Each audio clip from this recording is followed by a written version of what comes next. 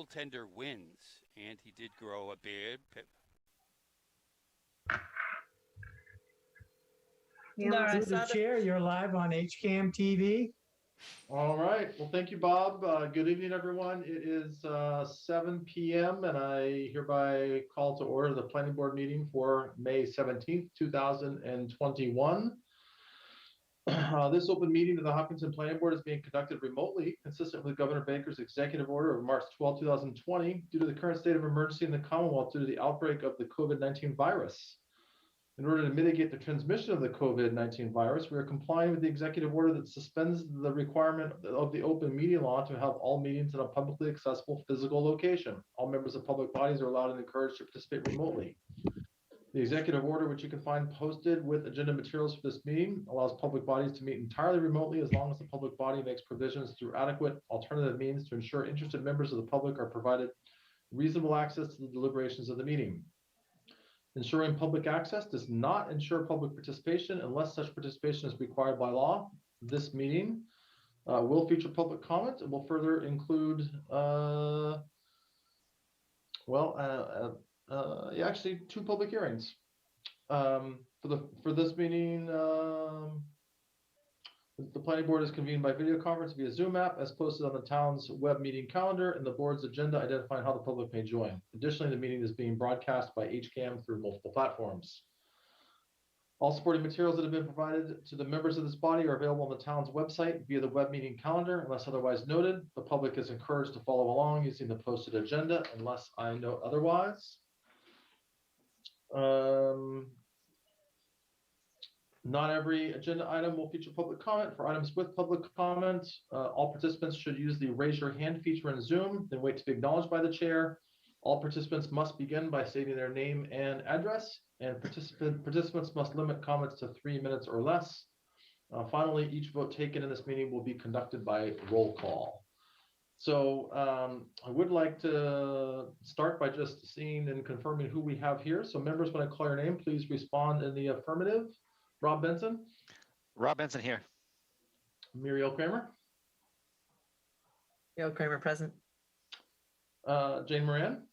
Jane Moran present. Dave Paul. Dave Paul present. Mary. Mary Larson Marlowe present. Deb. Deborah Feinberg present. Sundar. Sundar Sivaraman present. Fran. Fran Dion present. And staff, when I call your name, please respond to the affirmative. Mr. Gelsich. John Gelsich present. Miss Pemberton. Stephanie Pemberton present. And it looks like maybe we don't have Mr. Paradise, but we've got somebody else from Beta. Stephen from Beta. Yes, I think so. Yes, this is Stephen Borgatti from Beta. All right, thanks, Stephen. And really quickly, John, I know the new guidance came out from Massachusetts today. Is there any, I didn't look in the details, but will that new guidance affect how we meet in the future after May 29th? It will. We don't have any solid decisions from the town yet, but we've gotten guidance that says we should probably start preparing for in-person meetings at the end of June. End of June. And then the last quick thing is, assuming that things go as planned, this is Muriel's last meeting as a member of the planning board. So I was gonna say I have a few thoughts, but I'm gonna save those for next time, just because I don't want to jump the gun and jinx things in some way, Muriel. But also just wanted to acknowledge that this. I think anyways, this will be her last meeting as a planning board member. So we'll save more for next time, Muriel. So from a agenda perspective, we have some administrative items. We have what will be a very quick update on the Wilson Street Solar Project. I do want to spend a little bit of time talking about the Growth Study Committee final report and spend some time as a group talking about some of their recommendations and next steps. We've got minutes, and then we have two hearings. One is the definitive OSLPD for Connolly Farm. And then the second is an earth removal permit extension for Eversource. And Fran DeYoung has kindly volunteered to take the hearing for Connolly Farm. So thank you, Fran. Appreciate it. Thank you, Mr. Chair. But hoping we can be reasonably efficient tonight. So just as a matter of getting things going, at this point, I will entertain a motion to open the public hearings for Connolly Farm and for the earth removal permit extension. Rob Benson, so moved. Sundar seconded. All right, Rob with the motion, Sundar with the second, and assuming no discussion, we'll go ahead and vote. Rob? Rob Benson, yes. Muriel? Muriel Kramer, yes. Jane? Jane Moran, yes. Dave? Dave Paul, yes. Mary? Mary Larson Marlowe, yes. Deb? Deborah Feinberg, yes. Sundar? Sundar Sivaram, yes. Fran? Randy Young, yes. And Gary Trundle's a yes. So we will get to those shortly. But let's get through the administrative stuff first. And the first item here is Wilson Street Solar Project update. We were hoping to have a more formal update to provide, and we do not have that yet. So hence the reason we're not going to have any discussion about that project tonight. The only point that I would want to make, which is in our meeting packet, is that we want to make sure that anything you may have heard or read, that's kept in confidence. There's a lot of sensitivities going on here, and again, it's just not something that is ready to be discussed in a public forum. So, I'm hopeful that we'll have a more formal update potentially at the next meeting, but we just don't have anything that is ready to share at this point. And actually, let's do this. I do want to talk, we can save the minutes for the end of the meeting, but I do want to spend a little bit of time with the Growth Study Committee final report and discussion. And again, I really want to applaud this group and the members of the planning board that were involved in that committee. I know that both Muriel and Fran, I know Jane was very involved. And I really think that they did some great work, and I think have put forth some ideas that will serve our town well in the future. The report, the Growth Study Committee voted unanimously to recommend the report. It is rather lengthy. I think it's about 64 pages. There's a lot of detail in there. I guess what I was thinking we'd do today is spend a little bit of time going through some of their recommendations. And, I guess really two objectives that I have. One is to prioritize some of the recommendations that I've made for us to kind of continue to champion and move forward. And then secondly is to talk about next steps and how we continue to build off of the work that's already been done. Sound fair to everyone? Yep. This is so maybe not to put Muriel and Fran on the spot, but since you were both on the committee, maybe we can start with you. And again, I think the primary area of focus for me is, there were a lot of recommendations in there. I've made a few notes myself, but would love to hear your thoughts on priorities or areas or topics of which, recommendations of which the planning board would want to prioritize moving forward. I'll defer to Muriel since she seems to be the You are going straight to hell for that, Fran. Muriel, would you? I was going to try to not sort of introduce my thoughts first. I can share my input, but I figured it might be better served coming from you guys. So I don't mind sharing my thoughts sort of broadly, but I will reserve my opportunity to sort of exchange in the conversation. And a little bit of why I say that is that Fran and I have been, living in this report for a long few weeks. And I think it might even be more interesting to hear people's thoughts and then sort of respond to it rather than necessarily sort of go through it again for us. But one of my big priorities and one of my thoughts coming out of this is that there are a lot of what we called, hopefully, were things to consider, considerations versus straight recommendations. And that's what I want to first prioritize saying that out loud. We did an awful lot of work, but there's a lot of work left to be done. So not that any of these recommendations, certainly none of them should be dismissed. It's just that these are starting points, right? That's what I would say is these are really new starting points. One of them that I think is really interesting and it's really big and it's really complex.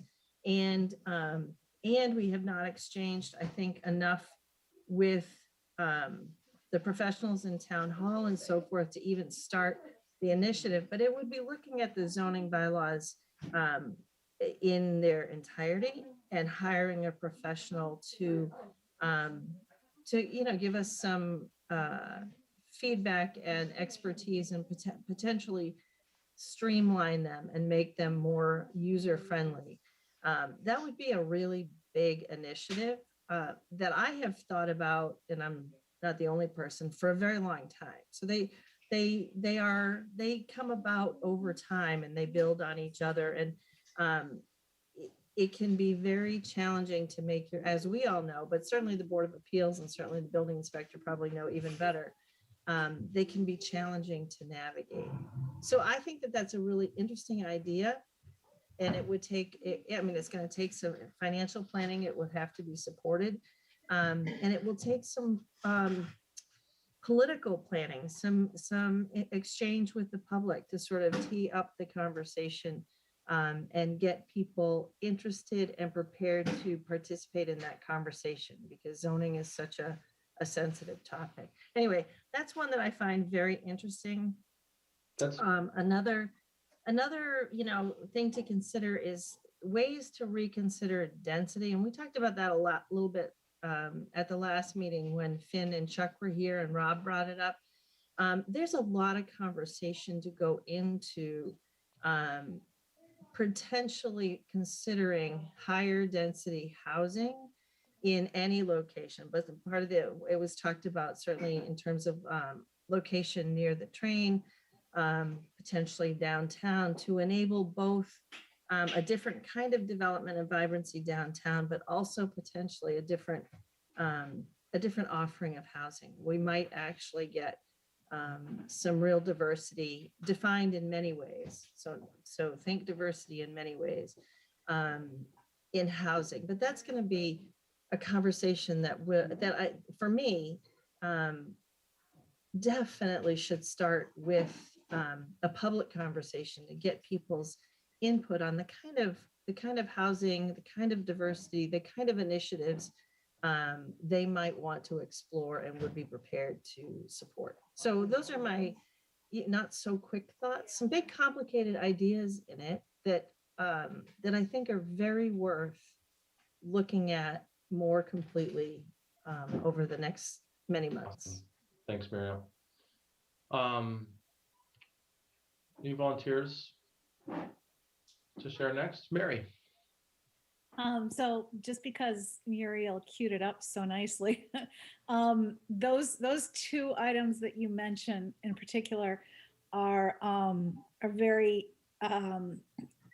you're preaching to the choir here, I say. It's been kind of a pet project of mine that I wanted to kind of consolidate and or streamline certain aspects of the zoning bylaws, but it makes a lot more sense to have a professional review of it because, I've gotten nowhere in the last couple of years other than wishing I could. And I think that even if we can still work on aspects of it even before that may come about. And some things that had been suggested in the past when we've discussed this is summary tables, graphs, graphics, that sort of thing. I think Deb had mentioned that in the past as well, to help people navigate it, particularly when they're new to the zoning bylaws. So, and regarding the density, I really like some of the ideas coming out of the growth study committee on this. Zoning advisory committee has struggled with the competing priorities and differing views on higher density housing and how to make it happen responsibly. And so I do think that that's something that needs a larger forum and longer term project, getting public input and so on. So I think that is really wise to do as a bigger task force type of thing that involves public comment. Thanks, Mary. Mm-hmm. Fran. Thank you, Mr. Chair. So I'll echo Muriel and Mary's sentiment about kind of a review of the broader bylaws that we have on the books. It is a heavy lift, but I think it's probably overdue for a number of different reasons that they've already articulated. The one area that I'll talk about, and the Growth Study Committee, a subcommittee of that group, spent some time on it, and I thought it was a great illustration when Chuck presented it, was looking at the current open space that had been created, but also parcels that potentially could be developed. And I would look at my fellow board members from the point of view of, considering, one of the resources and one of the gems within Hopkinton is the fact that we do have the amount of open space that we do. We have over a square mile of open space. And if we could look at, bylaws and zoning that continues to protect remaining open space that we have, I think that's one of the things that when people look at Hopkinton, obviously they look at the schools, but I also think if they look at the park, the open space, and the open areas where they can do different things, walk, bike, go to the park. I think that's one of the key resources that can perpetuate itself long after that we as board members are still on the board. So, I encourage folks to look at that and think of ways from a planning board and zoning perspective that we can continue to facilitate and focus on maintaining the open space that we have here in the town. Awesome. Thanks, Fran. Any other comments from folks?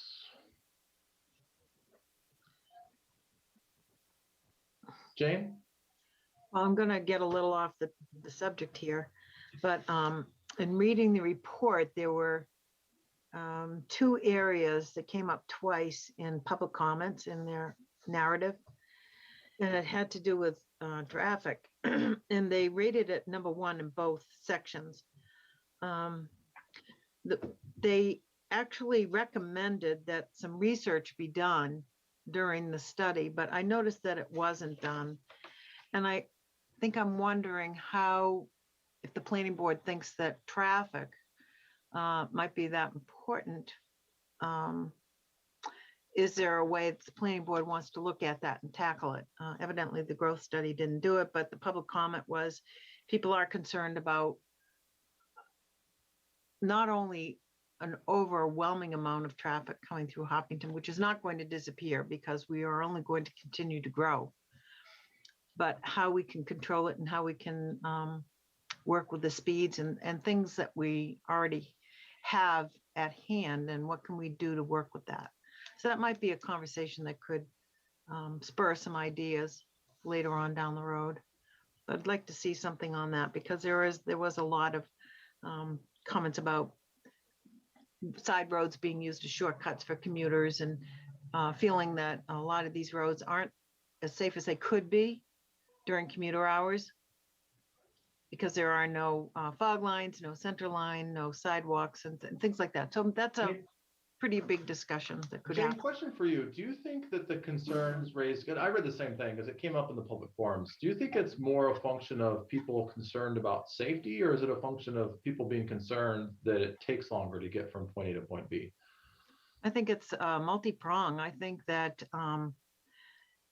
the speed, so that would be safety, and the the steady increase in traffic, and whether that morphs into a slowing down of traffic in certain areas or speeding up of traffic or just more traffic through their neighborhoods as people try and use this as shortcuts. It's a quality of life issue for a lot of folks. Yeah. I think if I could, Mr. Chair, I totally agree with you, Jane. And that topic was just not tenable to get taken up at the Growth Study Committee for a number of reasons. But I totally appreciate that you bring it forward here and that you bring it up. And I think that it remains one of those really sticky puzzles, like kind of like, more dense housing. And I think it would be kind of interesting to ask, what jumps into my head is to ask John and the professionals, what's the best way to sort of initiate a conversation? Because I think it is a safety conversation. It's also a planning conversation. And it's also sort of that convenience, quality of life conversation. And we didn't have additional public forums that delved into finding out, like Gary, you just asked, finding out really what people's concerns are on that, and what people's suggestions were about tackling it. So I think that's always going to be an open question, but I think that you're right. It's a very present concern, and I think a lot of people were hoping that the Growth Study Committee would look at it, and we just didn't. So I think it should be a priority conversation. So, Mr. Gelsich, any thoughts or comments on how the planning board could dig deeper into potential mitigation for traffic related issues? So traffic is a really big issue to tackle. And you really need to kind of pinpoint what aspect of traffic that you want to have input about. Otherwise, you're going to get everything about traffic. Whether you want to do public transit, whether you want to do car traffic or alternative transportation, where in town you want to talk about it, what corridors you need to improve, that kind of thing. So I don't have a good answer on how the planning board can start this conversation. Maybe having a public forum, then narrowing it down from the topics discussed there. But I mean, you're going to get the people who are able to attend that public forum to bring their biggest concerns. You might not get a good cross section of the real traffic issues in town going that route. And I think everyone understands that's just how public input and forums like that work. We could always work with MAPC, who is our regional planning agency, to talk about that. They've got transportation planners and regional planners on staff that kind of have a better understanding of the region as a whole and how traffic impacts that region. So we could always have them come to a meeting and discuss it with the board and have the public attend that type of a meeting and share their input. I mean, it's going to take some thinking on my part and on the planning board's part to figure out the best way to do that, but it could get unwieldy really fast. So I think we need to have a really clear understanding as to what we want to talk about. Even if it's just a public forum, trying to, solicit input for certain things or just solicit input and not have it turn into a discussion so that we can gather all the input and then process it after. But that's something we can think about and look into. All right, thanks, John. Yeah, Jane, did you have a follow-up? Well, just to follow up on John's comment, I like the idea of that might be a kicking start or start off jumping point for us to have the MACP come to a meeting and, be able to ask them questions or give them some topics to find out what the new initiatives are that are going on. And something may evolve from that. But it would be a place where we could start and have some experts come in and Yeah. start a conversation. And we certainly know traffic is an often talked about topic among a lot of people in town. And again, I think, people have different pain points. Some of it's a function of taking longer to get their kids to school. Some of it is speeding cars. Some of it is, safety in other ways. So there's a lot of different sort of trade-offs associated with it. So hence the challenge with addressing it. So I've got that noted. Are there other things, or do the folks that haven't said anything yet have comments on? And again, I want to really emphasize here.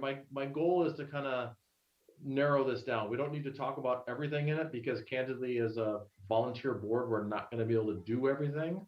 But I'd love to continue this discussion around sort of things that we think are most important. Through the chair, Gary. Yeah, go ahead, Rob.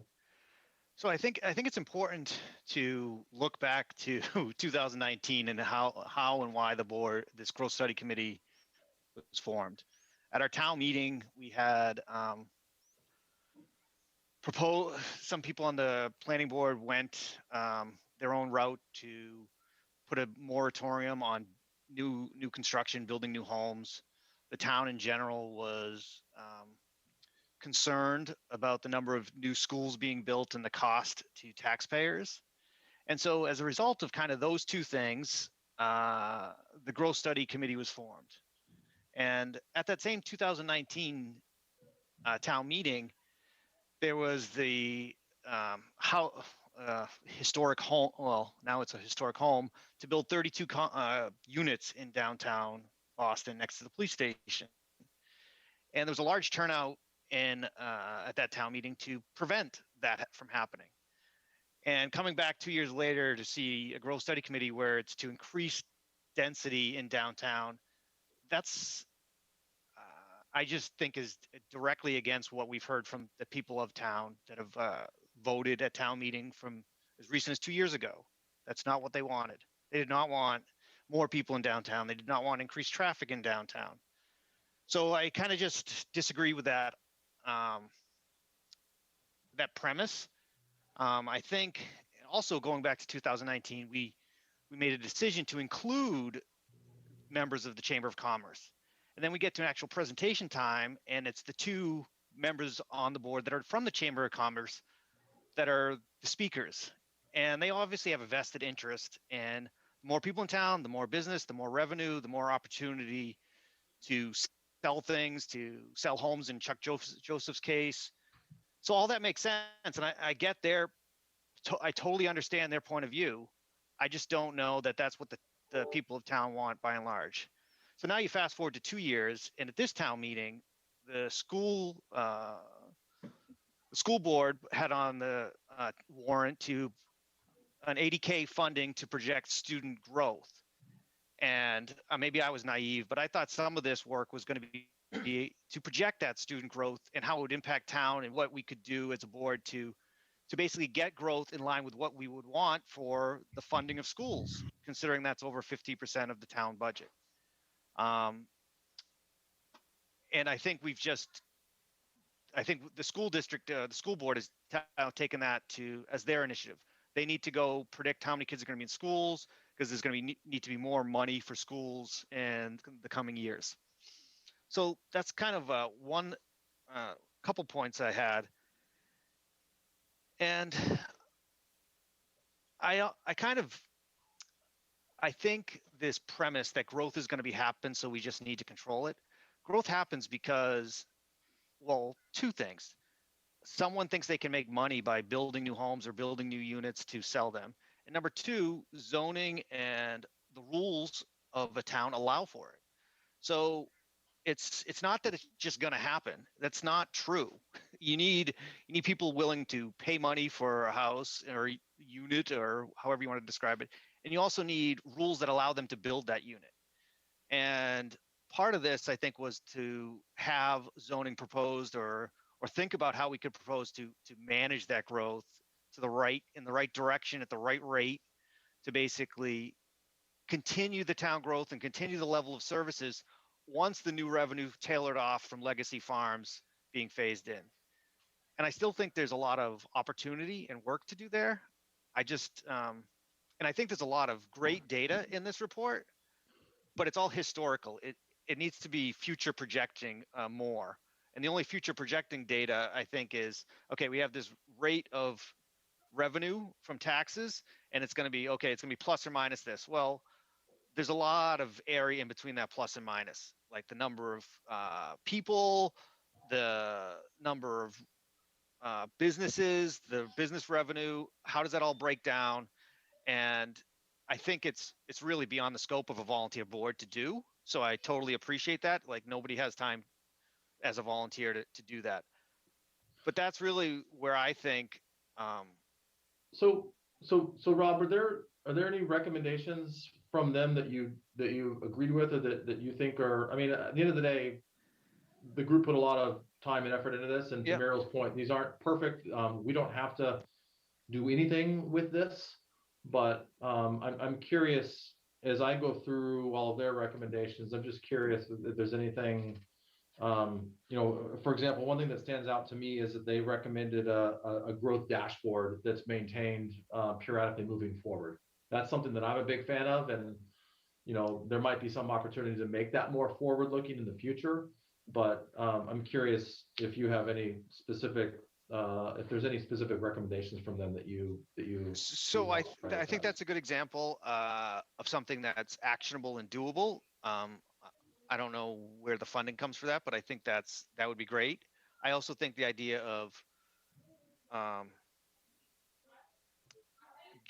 having us as a planning board basically go to classes more frequently or more regularly, or somehow planning classes. I like that recommendation. I just don't know what to do with a lot of the data. I think it's just a lot of data, and to interpret it is hard for me. Yeah. Okay. Thanks, Rob. Any thoughts?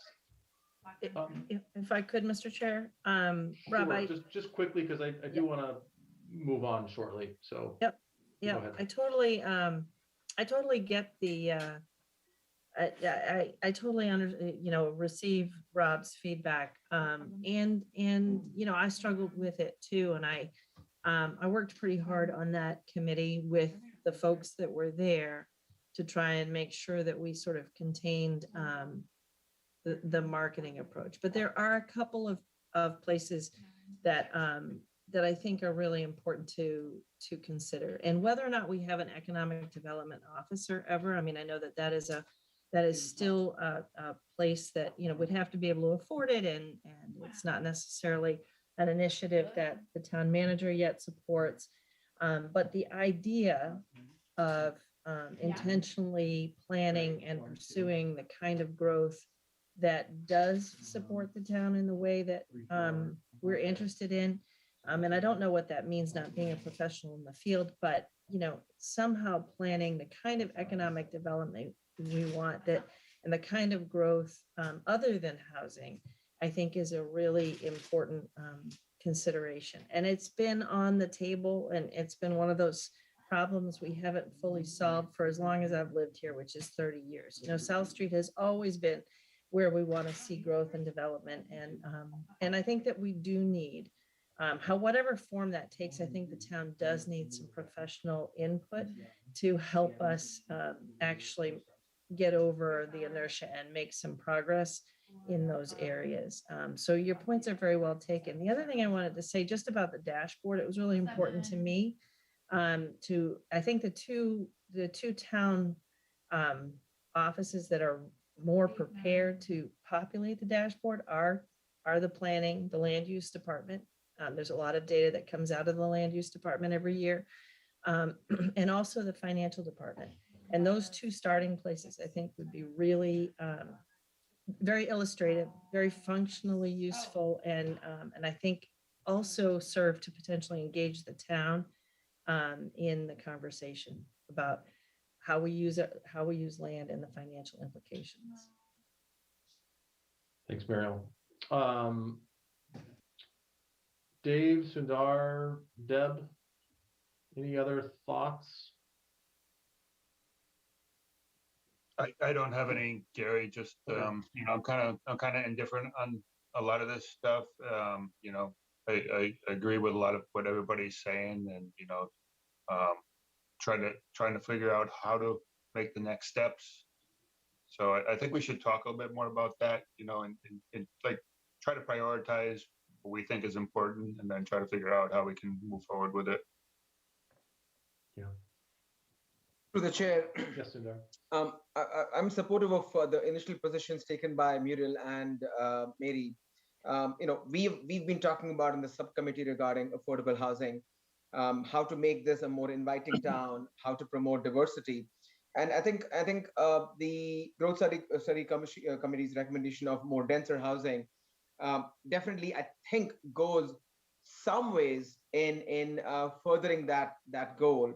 So just in terms of if my personal aim of promoting in some fashion diversity and affordable housing, definitely that is something that I will line up behind, and love to have a longer discussion about that aspect of it. Okay, thanks, Sundar. Deb, any thoughts? I don't feel obligated. I didn't want to say too much because I think everybody was saying a lot of the points that I had been thinking about. The traffic, I think some of the traffic issues have been quelled by the light on East Main. I think I've lived through it. I'm taking the lefts all the time out of Prestwick Drive. So I think there are steps we can take, and I think that's one of them that we did take that was very successful. So I'm happy to say that the highway department and in combination with developers are looking at those things. But I think as far as public transportation, those types of things, it would be great to have some kind of a public forum as to how we can get seniors and students and kids using their bikes, using some kind of a lift system. So I think those are all open for conversation. But again, I don't want to repeat the need for looking at zoning, looking at open space, and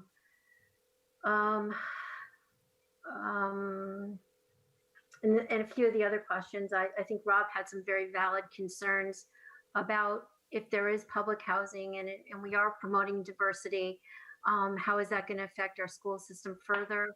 I think that's another huge conversation that we need to have as this thing develops. And I like the idea of, we did try to route some traffic around through Legacy Farms, but I'm not sure it ever really successfully happened that way, to see how we can successfully, take over some of the things that we were planning and hoping would work, with, maybe better signage or other implementing other things that possibly the planning board could promote in our conversations with developers and the public. But I really love the idea of having a public forum on traffic and congestion and transportation, and also hoping that the professionals can take a look at our zoning bylaws. As Mary said, I'm very much in favor of putting graphic images in either the back of it or somewhere sprinkled between, so that people can interpret them as they are intended, versus looking for the loophole that maybe the single part that helps them a little bit. So yeah. Anyway. Okay. That's it. Thanks, Deb. So here's what I'm thinking, and I hear a couple of themes come out. I think traffic is definitely one of them. I think that the zoning review, I've heard a couple of people mention. I think the conversation around density and what we want to do to discourage or encourage that's probably one that people are pretty split on. I've heard some interest in creating a dashboard and utilizing our town officials to help track that and build a little bit more consistency. And then there's the I think along with that density conversations around open space. I think my recommendations or the way I'd like to go with this is I'm a little reluctant to take on more projects right now, given that we've already kind of identified our 3 primary initiatives for 2021, being open space, being pedestrian connectivity, and affordable housing. So, but I think that I guess what I'd like to do is revisit this later this year. And I don't want to necessarily sort of put this on the back burner, because I think that this is the kind of thing that we should be talking about. I just don't want to take more on when I know that we've all got a lot more we want to do on those 3 topics that we chose earlier this year to focus on. But I'm sort of hearing, I think that there's definitely a lot we can, well, like I said, there's a lot we can do, but there's probably a worthwhile discussion around several of these topics. And I like the idea of potentially doing some public forums with some guidance and specificity to make sure that we're able to use the output from those forums in a constructive way. So does that, you can just kind of nod your heads yes or no. And like I said, I feel bad because I think there's some great stuff here, but I just, I think that we should probably continue down our pathway that we've already committed to before we take more on. And I'm hopeful that we can sort of re-engage later this year and set ourselves up for some initiatives in 2022. Yeah, through the chair, if it's okay. Yep, just quickly, we've got to move on. Yeah, it's just quickly. It's pretty much saying what you said about us holding on to those 3 groups that we've broken ourselves into, but also maybe in those 3 groups, having a paragraph or 2 in conversation about how this applies to what we're talking about in the growth committee as well. Yep, I think that's a fair point, and there's, to be honest, there is some overlap here, so I think that's worth including, and definitely worthwhile recommendation. And through the chair, can I just make one quick comment as well? No, you can't. Okay. Sorry, we're moving. I'm just kidding. Go ahead, Dave. I think some of this stuff, it might be a good idea at some point to incorporate it into our master plan document. I think there's a lot of good things that come out of here. Both our 3 subgroups in this growth study. There's probably a lot of good things that we can put into the master plan. Absolutely. So here's where we'll leave it. I will say that I think that we're due for another update from our subcommittees in those 3 topics. So I know I've got some work to do in my group, but I would just, let's go ahead and plan next meeting to have an update of our subgroups and a progress report, because as we're almost halfway through the year, I definitely don't think we want to let those idle for too long. So sound reasonable? Okay. All right. Thanks. I appreciate everyone's comments. I think that great discussion, and definitely helped me kind of understand, potential areas of focus and how we might go about doing that. Okay, let's move to Connolly Farm. So at this point, I'll hand it over to Mr. DeYoung, and I see we have the applicants, Mr. Nation and Mr. Nation, and not sure who else they have, but Fran, the mic is yours. All right. Thank you, Mr. Chair. Good evening, everyone. This is, as the chairman had alluded to, a public hearing for the definitive open space landscape preservation development at, I believe it's 0 Hayden Road. This is kind of followed up on the special permit, which was, I believe, approved December 7th of last year for the group. So hopefully folks are familiar with the project at hand. There is an outline that we will follow. That is in the packet of information. And we'll kind of stick to the outline as it's presented there. Tonight's an opportunity for kind of an introduction from the applicant. We'll also hear from Mr. Gelsich and his staff. We'll also hear from Beta, their representative, and some of that information is also in the packet that has been distributed as well. So, as I look at the outline for the hearing, the first item on the agenda is a project introduction and review from the applicant. Mr. Nation, sir, the floor is yours if you want to provide an overview for the group in terms of the definitive plan. Mr. Chair, I'm wondering if Mr. Markadant is going to do that. I'm not even looking, so if it's Mr. Markadant, I apologize. Mr. Markadant? Not a problem. Should I take a stab at it? Please do so. Sounds great. Just share that my screen, John. Would that be okay?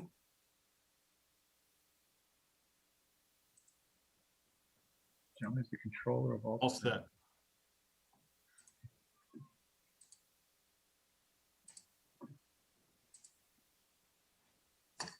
Just to recap a little history, on the screen is an overview of the project. It's the 33 acres that we spent an awful lot of time on. Last fall, we filed a concept plan with the board. September 30th, we had hearings all through November and December. We wrapped up December 16th. I believe the decision came out of Town Hall on January 7th.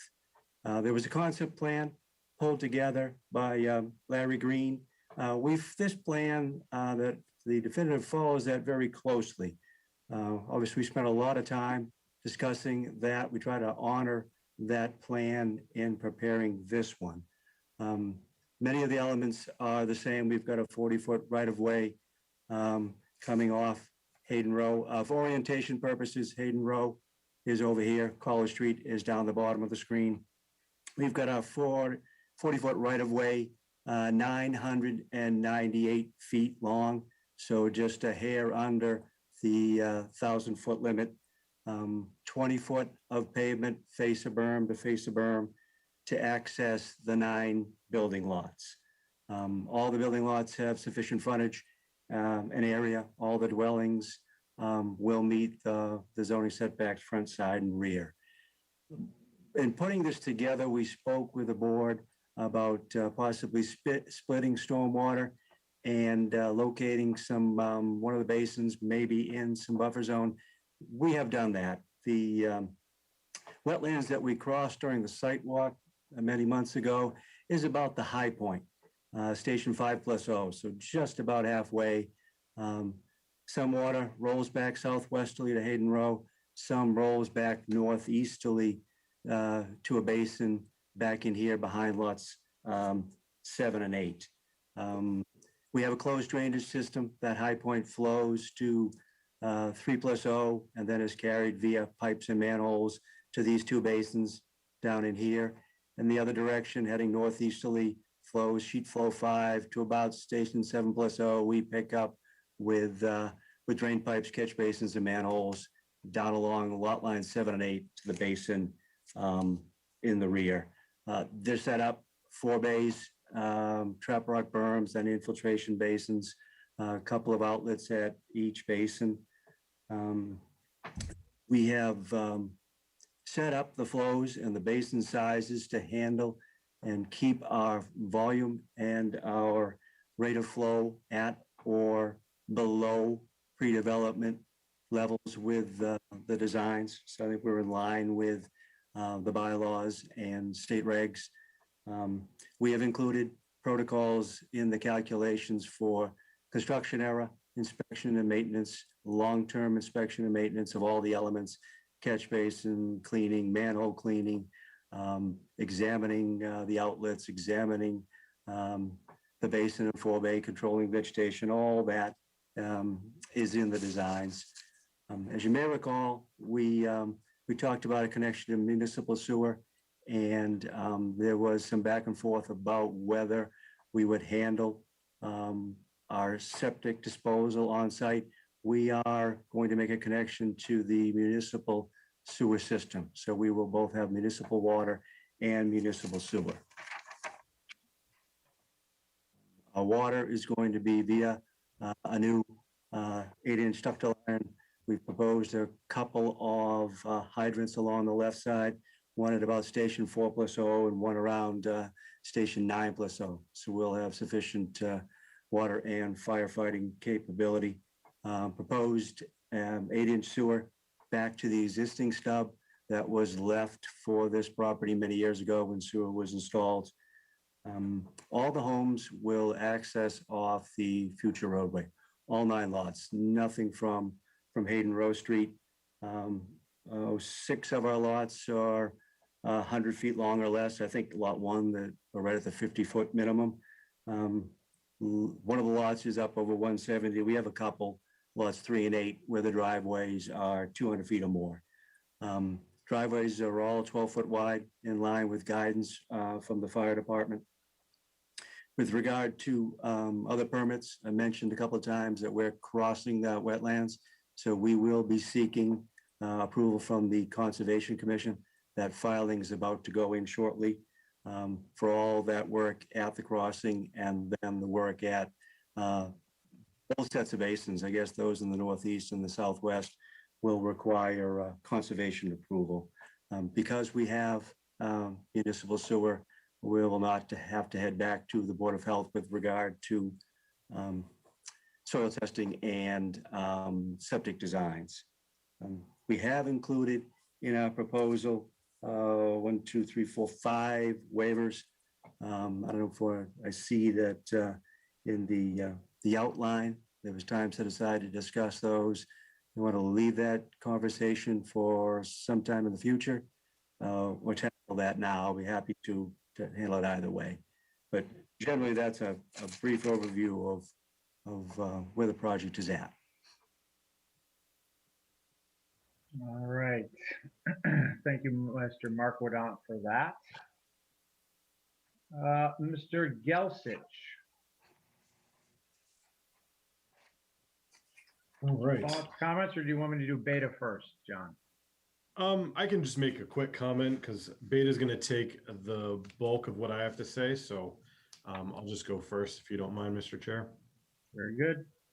So Board of Health submitted several comments, though I don't think all of them apply because they were making these comments when they were still planning on septic.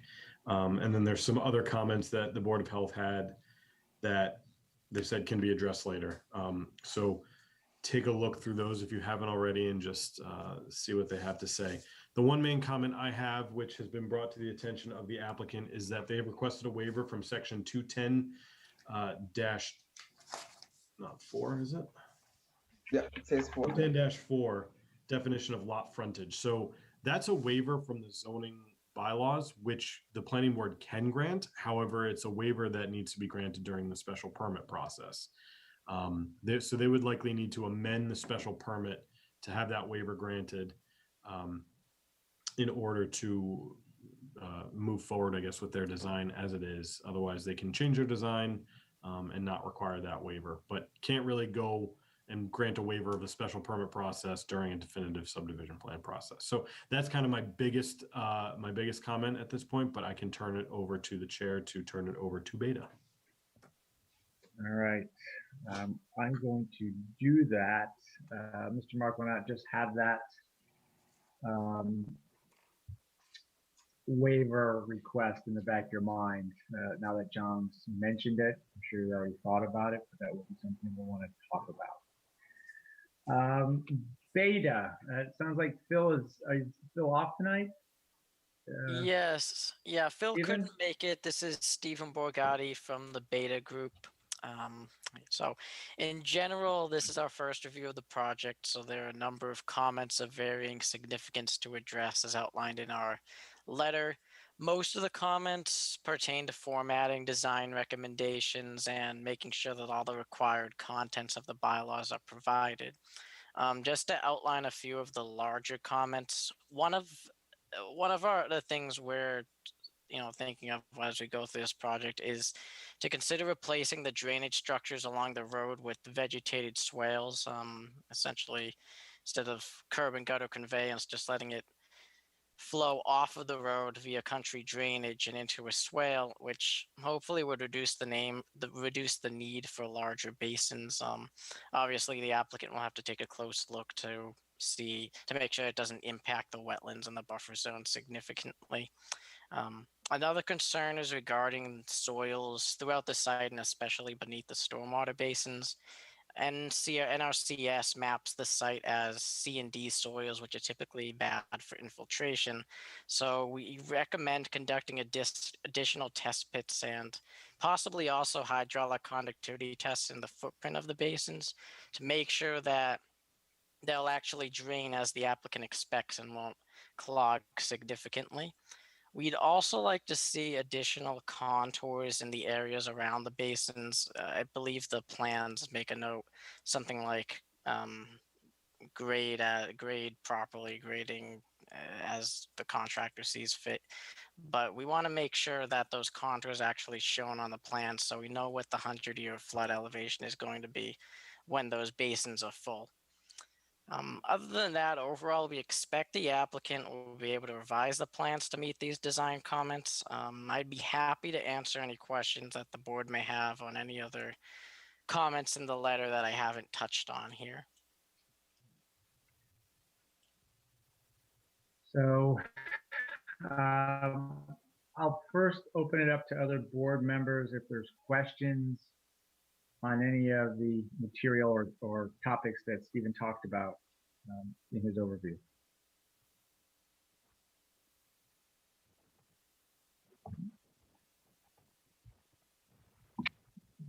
No questions from board members?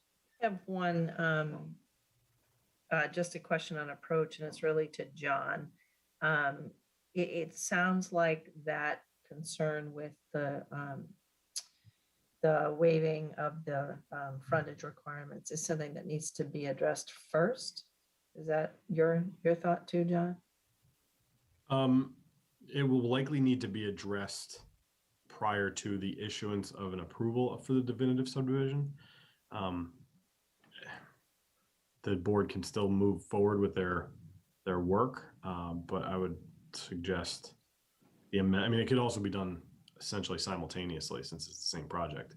But they would need to submit, we need to advertise, we need to have all the, abutters notified, that whole process, because it would be an amendment to a special permit. But it could be done theoretically. If this goes on long enough, it could be done at the same time. Through the chair. It would need to get done before any issuance of a definitive subdivision, because the definitive subdivision wouldn't be compliant with zoning if it's not. So just to follow up on that, John, but Sundar, before you jump in with the question, is that something that should be parallel path then? It can be. We would just need to undertake the notification process, which can take up to a month, depending on when we can get into the newspaper, when we can mail it out to the abutters and all that kind of stuff. So the earlier they can address that, the closer we can get to having this done simultaneously in the same hearing as a joint hearing, essentially. Yeah.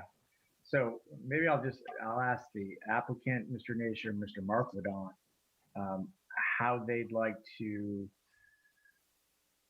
look to kind of address that waiver request, section 210-4. Back up a step for my own education. When I read the zoning bylaw for the open space portion, the ability for the board to waive that lot frontage and create that shape factor, that uniform look that that portion of the bylaw was enacted in order to control, it's not tied to the concept plan. It's not tied to the definitive plan. It outlines that you have the ability to make those changes in order to achieve the goals of the board, I assume the goals of the plan, but is not tied to a particular step in the wording that I read. Is this a policy of the board to flesh this all out early? I guess, how do you see that?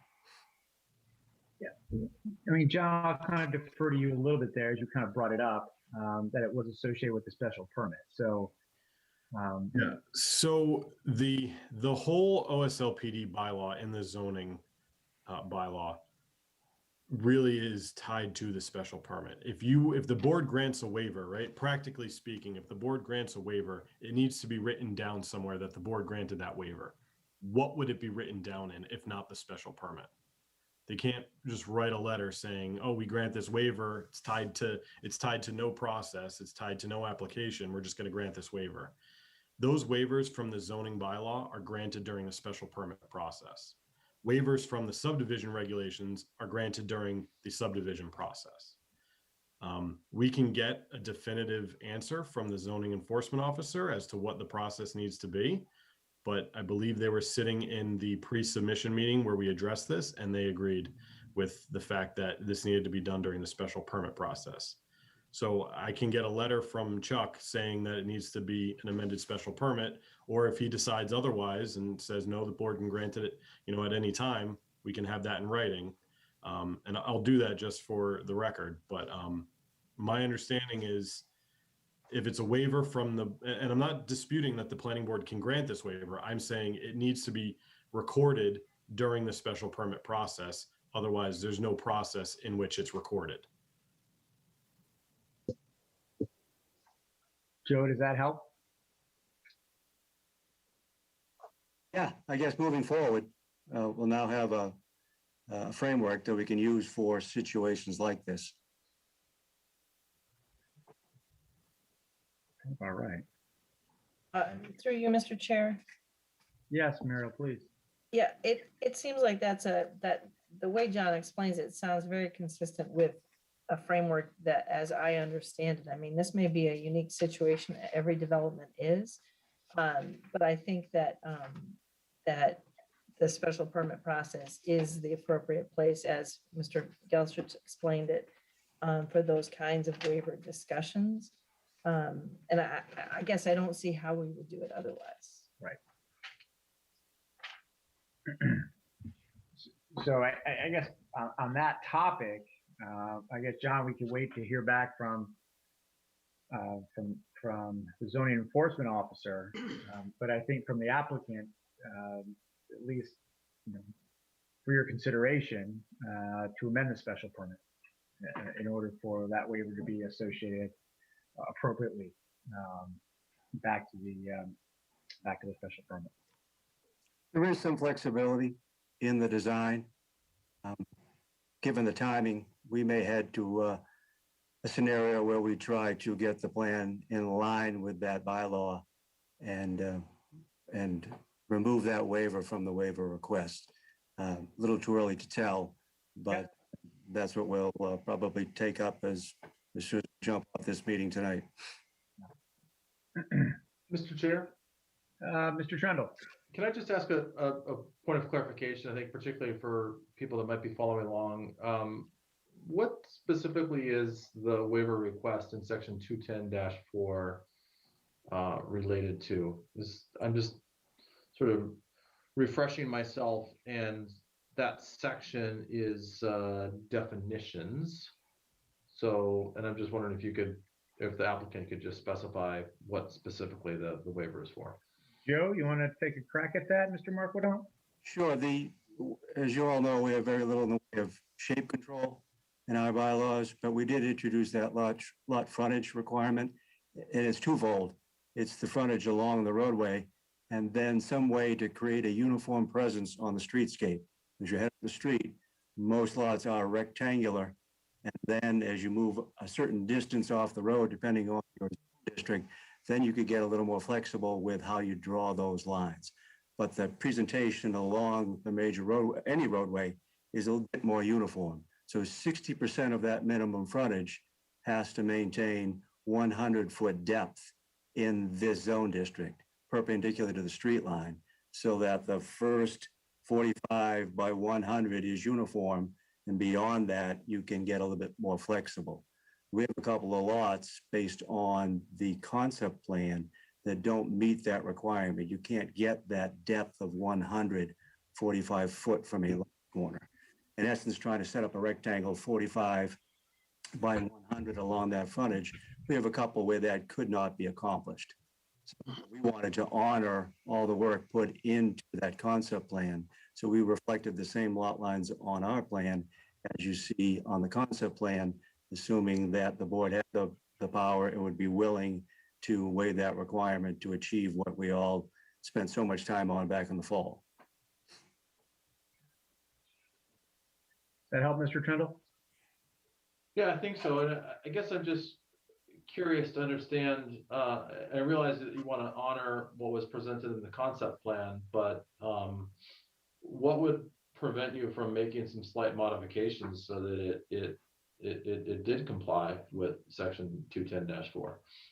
Yeah, we would rework the lot lines around that, the bulb of the cul-de-sac, and see if we couldn't get the frontage to rotate everything north and east, increase the frontage on the lot, which is the most difficult, lot 4, and then maintain that box, that uniform look from the roadway. Joe, and what lots are we talking about here? Which lots are in question? Lots 3 and 4. 3, I think an 8 or 10 foot change in the lot line would accomplish the goal. 4 is a bit more problematic.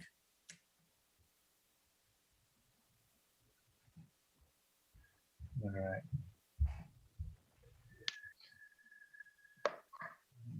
Any other questions? I'm sorry. It's this location right here. Because this lot line dog legs right, and this is so sharp that you get the minimum frontage around the curve. By the time you lay 45 in, come out perpendicular 100, you're into lot 3. So all these lot lines would have to shift northeasterly, forward, opened up, if you will. The throat of the lot will be opened up so that we could get the 45 by 100. Okay.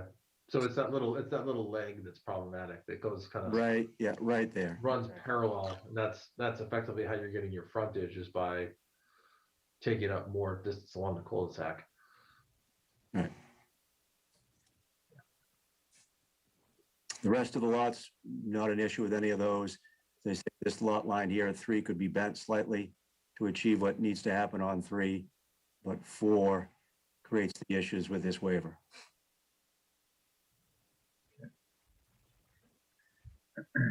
Through the chair. No, yes, I'm sorry. Sort of a very basic question. So under construction standards, for instance, Beta has made a recommendation or requirement, I guess, that more trees need to be planted. The plants show 21, the minimum required is 47. Are those kind of considerations that would make it to the final plan? I mean, how would those get addressed? Yeah, I'll let the applicant, respond to that, given that the Beta letter was released or written, I'm not sure when it was fully distributed, on April 30th. There are some of those Beta comments that are outstanding that, again, I'm not sure the applicant and their team have had much time to review those. But Joe, I don't want to speak out of turn here, so I'll allow you to maybe address Sundar's question. I assume we're talking construction standards C1? That's correct. 2.6.3.4, yes. C1, yes.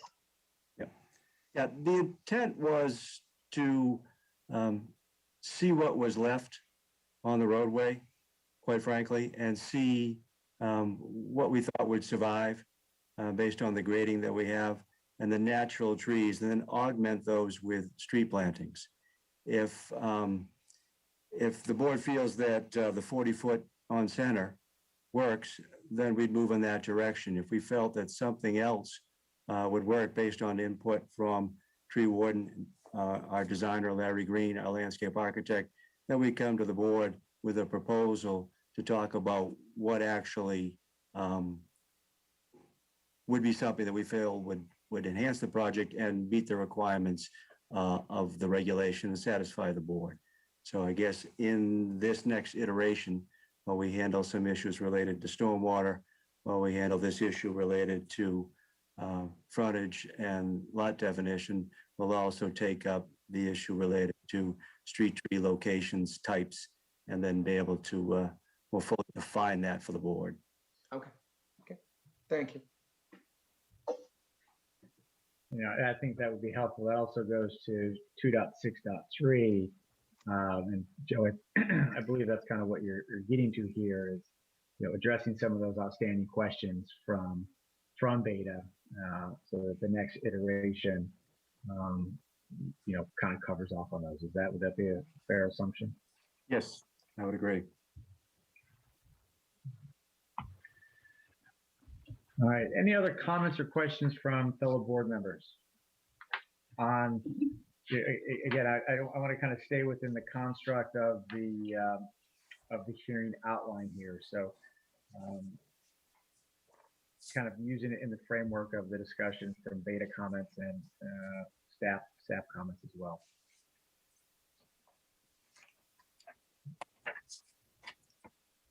Mr. Chair, I have just one other follow-up question, and I think this is just related.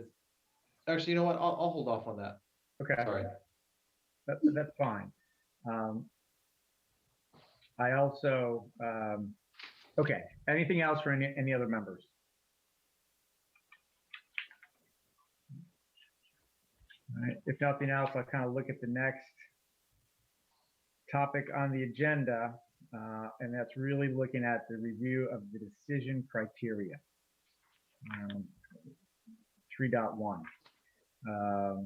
in conformance of subdivision regulations, right? Now, I will read this and see if there's any other questions.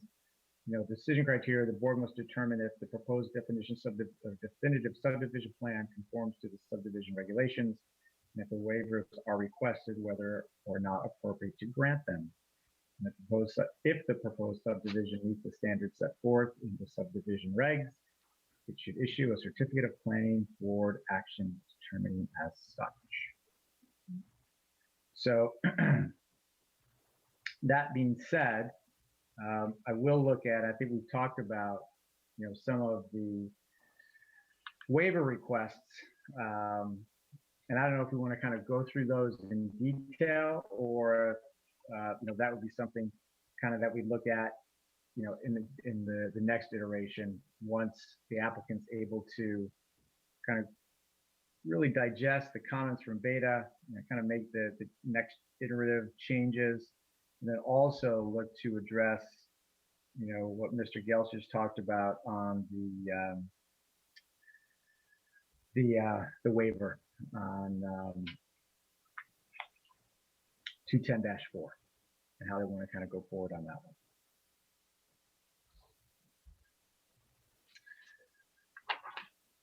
Mr. Gelsich, board members, am I missing anything in the process? Mr. Chair. Oh, go ahead, John. Sorry. We did discuss the discussion of having a site walk, whether it was necessary or not. Yes. So, thank you, John, for reminding me on that. Board members, I'll kind of put it out there. Do we feel that a site walk is appropriate and necessary? I know we were out there in the fall on the for part of the special permit, but how do folks feel about making another trip? Given the fact that now we've got more of a definitive layout. Go ahead, Gary. Through the chair, I don't think it's necessary, particularly considering that the proposal is so closely aligned with the concept plan, but that's me. I'm comfortable, and I remember the site reasonably well. Through you, Mr. Chair, I was going to agree with that statement as well. Anybody else feel strongly otherwise? No. Okay. So I think we could probably pass on the site walk, but thank you for bringing that up. And Joe, maybe if you could, from the applicant's perspective, just highlight some of the main differences on what was in the special permit versus what we're looking at with this plan.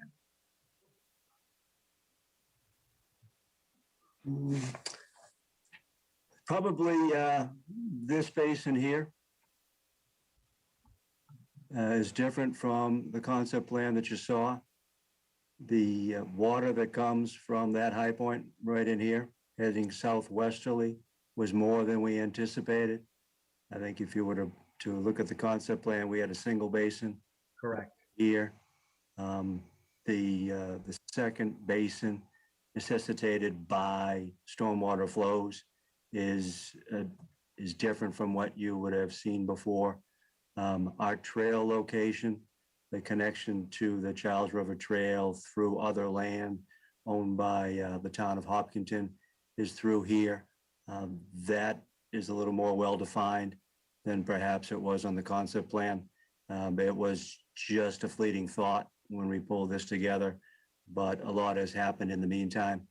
So that connection from this piece of town land to Hayden Row to allow a connection back to the Echo Trail, that may be a little more defined than it was back in November.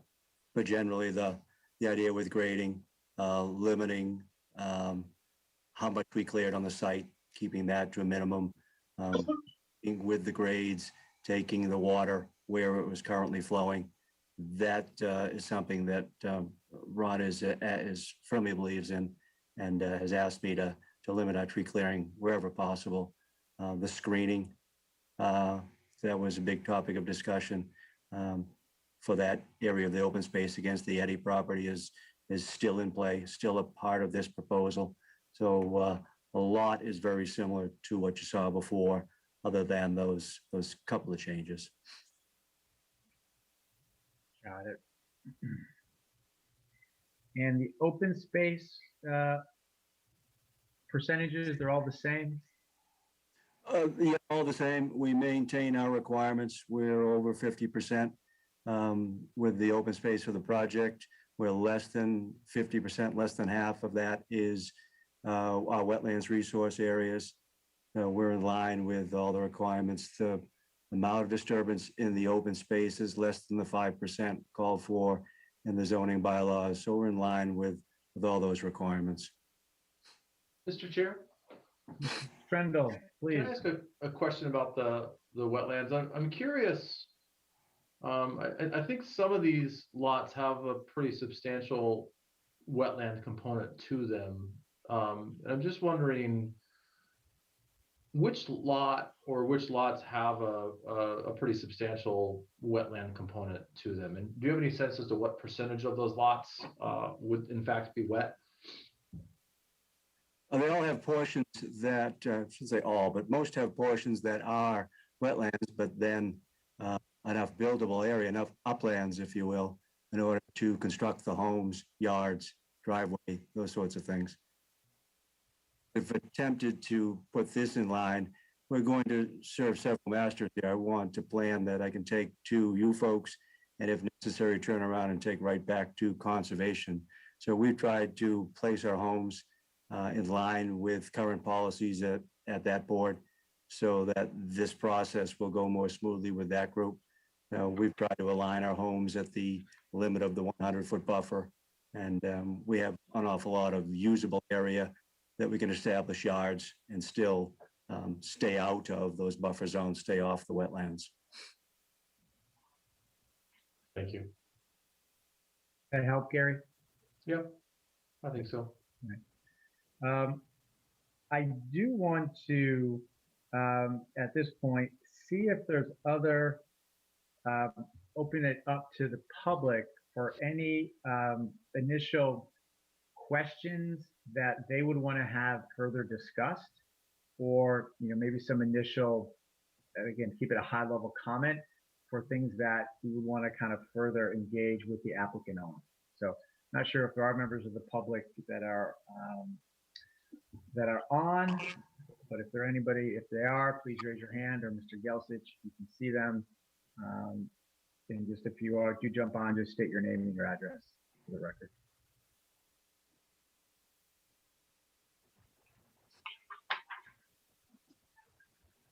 Nobody?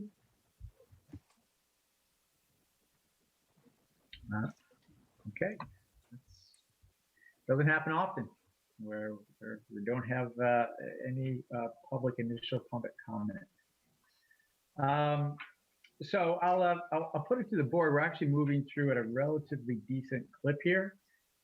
We can discuss the waivers, or at this point, I know there's additional work that is going to be done by the applicant based on the feedback from Beta, and also kind of addressing the one waiver request on 210-4, and see how the applicant wants to proceed on that one. But through you, Mr. Chair.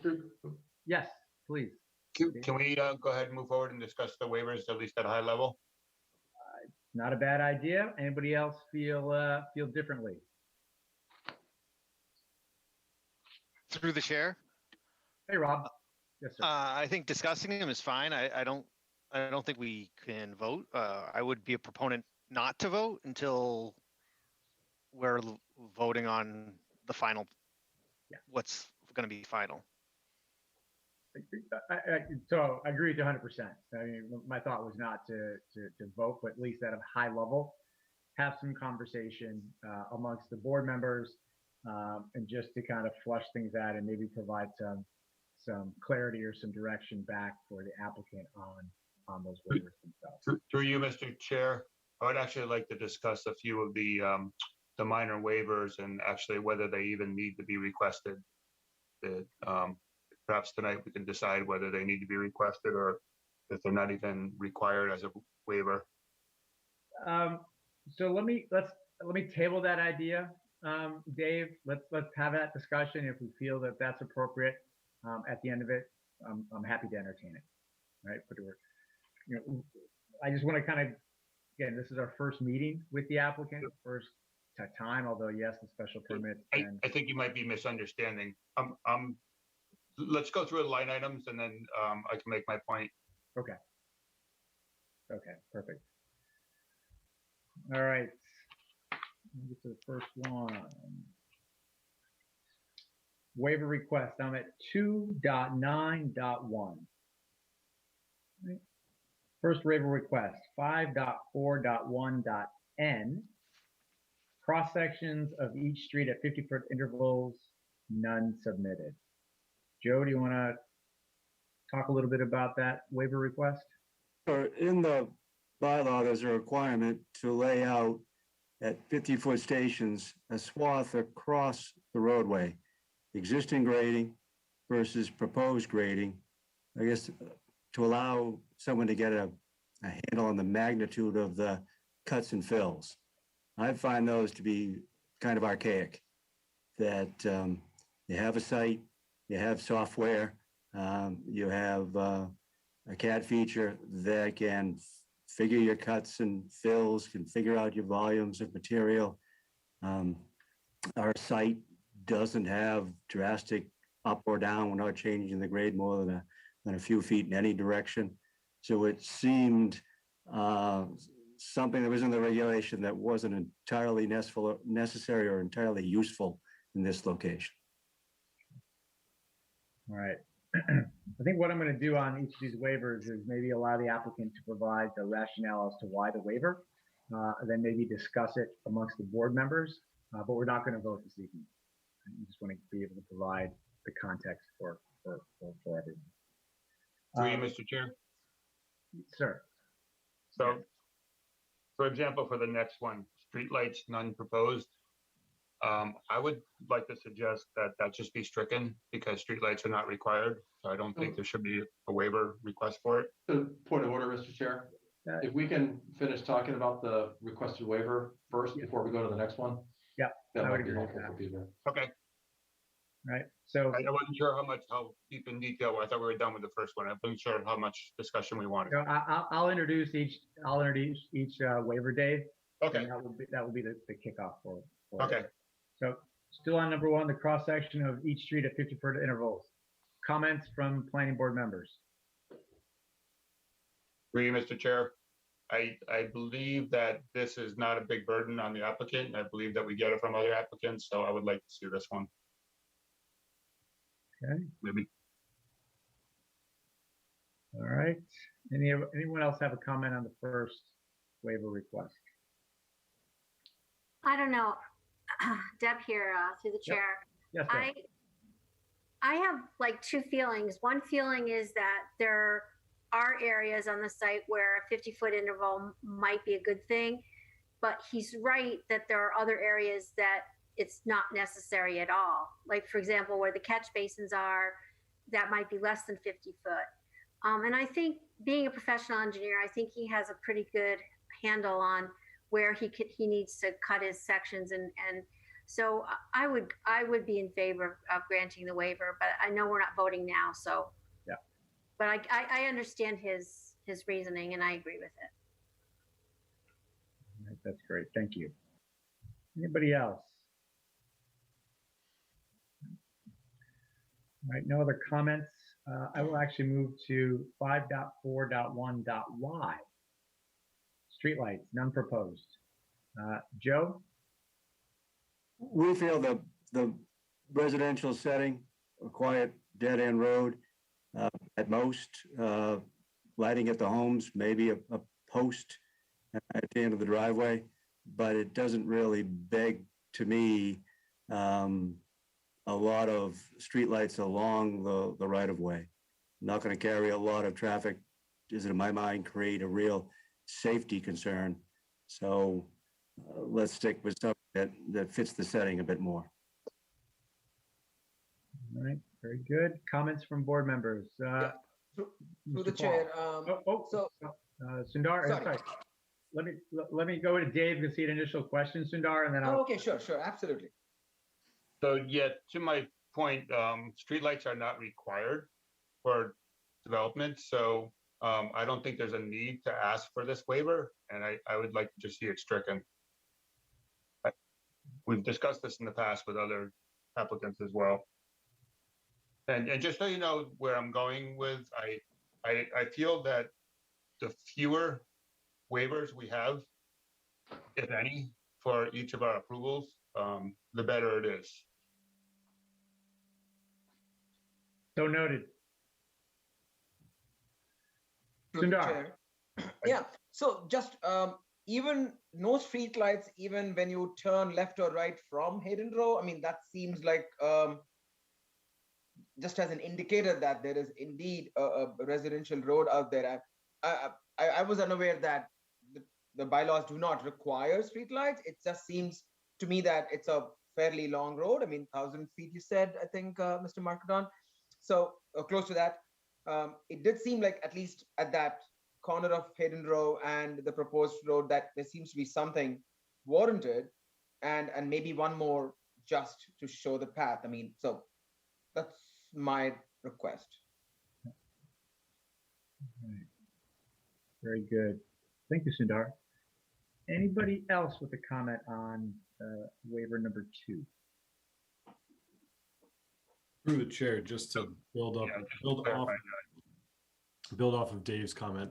I think if I've got this right, this is usually a requirement that the plan show streetlights if proposed. And like Dave said, we've had this issue on, I think, Whisper Way, actually, as a matter of fact. And we've tried to interpret it at the staff level as, if streetlights are actually proposed, they need to be shown. If streetlights are not proposed, then they don't need to be shown because they're not proposed. So the waiver would be really only for if streetlights were proposed and they didn't show them on the plan.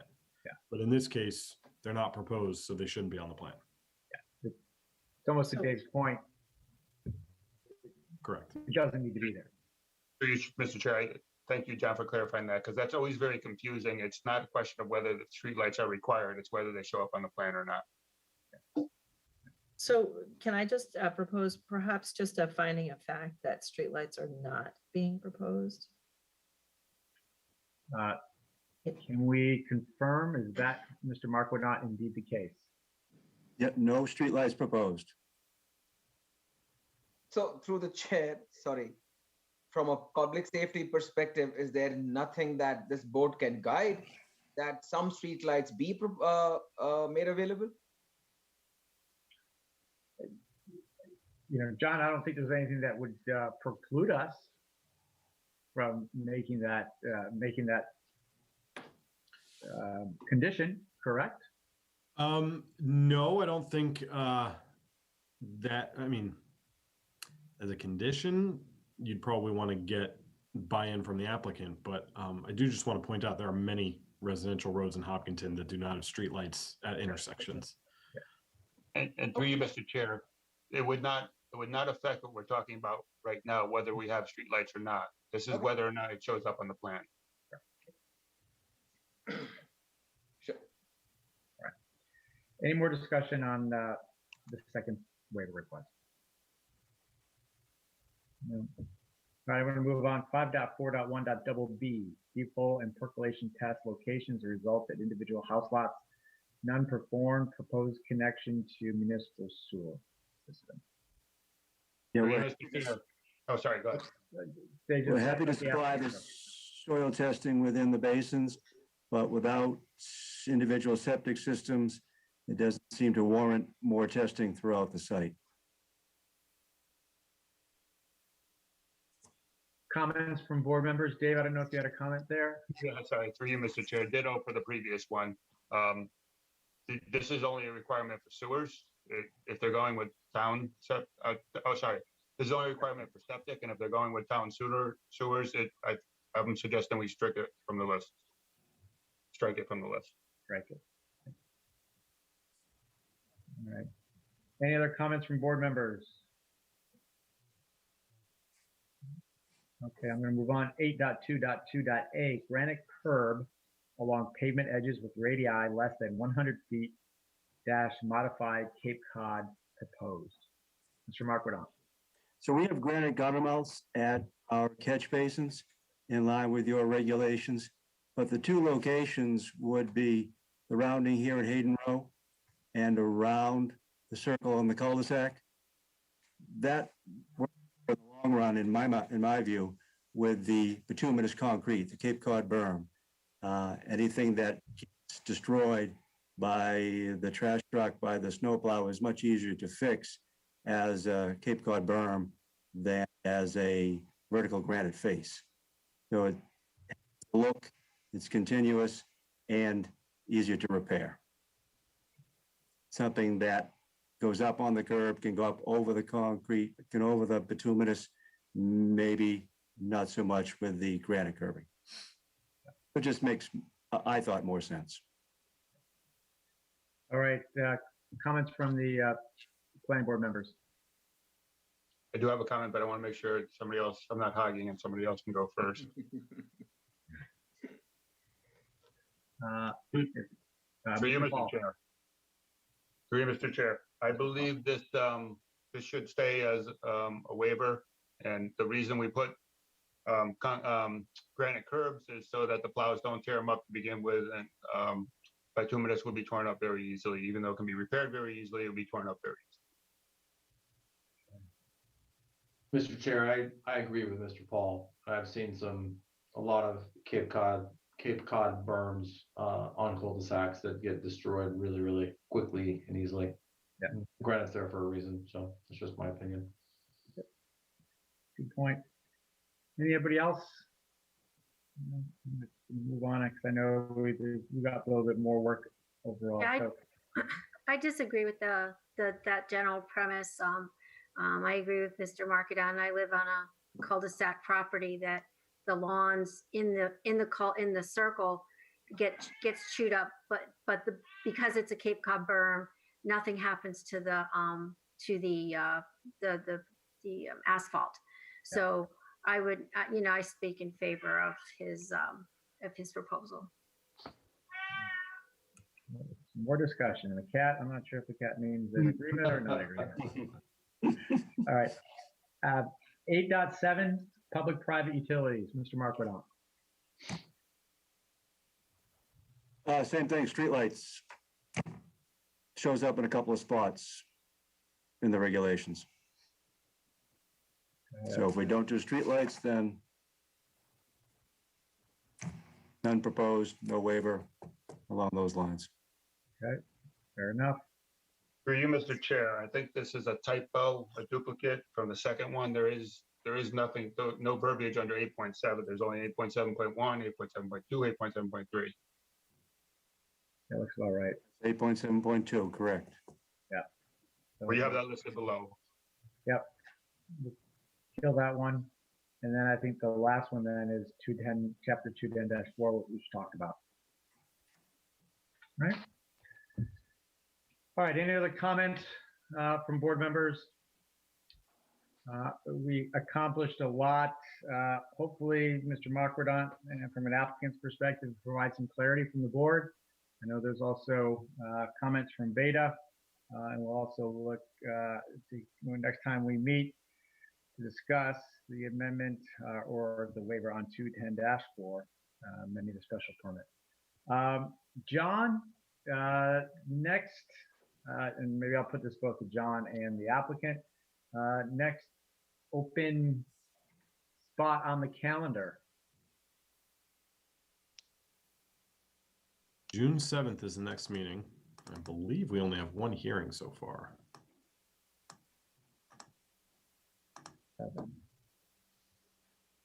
Mr. Chair, I'll, if it's open, if the applicant's open to it, I will entertain a motion to continue this public hearing to June 7th. Mr. Marquardant? And beyond that, there are a couple of issues with regard to soil testing and filing with the other group. I hate to, and I may hear it from my client, I hate to kick the football too far down the road, but if we have not had input from the Conservation Commission, would we be heading down a path that they would not be comfortable with? Have you set up your calendar beyond the 7th of June? John, is it? We have.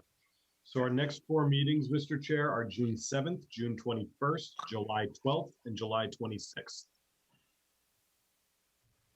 Joe, June 21? 21, I think, would allow me a little more time. All right. John, do we have space on the 21st for Mr. Marquardant and the applicant? Sorry, Mr. Chair. Yes, we have nothing scheduled for the 21st, so we have openings. All right. So let me restate my motion. Yes, sir. I move that this public hearing be continued to June 21st, 2021. All right. There's a second. Second. Second. All right. And if we will then do a voice vote on each of those, correct? I need to do a roll call vote, Mr. Trumbull? Yes, that's correct. All right. Let's see if I can do it in without even looking. Mr. Benson? Rob Benson, yes. All right. Mr. Benson is a yes. Ms. Kramer? Muriel Kramer, yes. Good. Mary Larson Marlowe? I am recusing myself from this hearing because I'm in a butter. Good. All right. Jane? Jane Marin, yes. All right. Deb Feinberg? Yes, Deb Feinberg. Yes. I'm thinking about it the whole time. Sundar. Sundar. Aye. That's yes, correct? Yes. Mr. Trendle? Barry Trendle, yes. And Fran Dion is a yes. Dave Paul is a yes. Dave Paul is a yes. Thank you. And Jane Galaxy Moran? Tab. Galaxy Tab. It's 5-7. S7. I know I should have that. I think that does it. So, Mr. Marquardant, thank you for the information. Sorry, Mr. Chair. Did Jane vote on that? You did. Okay. Sorry. Yep.